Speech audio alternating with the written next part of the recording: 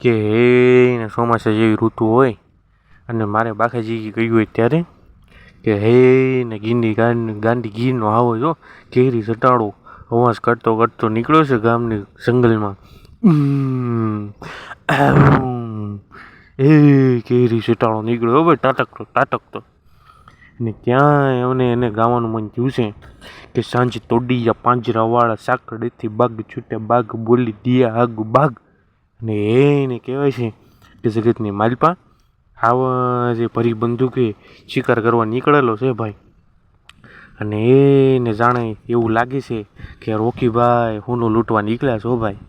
અને ત્યાંય જગતની માલપા દેવાય ખવડનો ડાયલોગ મને યાદ આવતો હોય ત્યારે કેરી સટાડો કહે છે કે હો ભાઈ I never compromise my disconnect.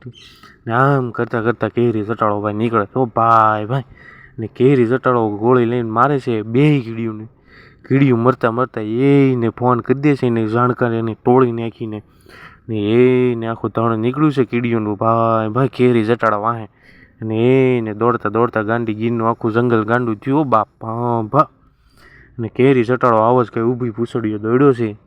અને એને જગતની માલપા કેરી સટાડ્યું કીડ્યું.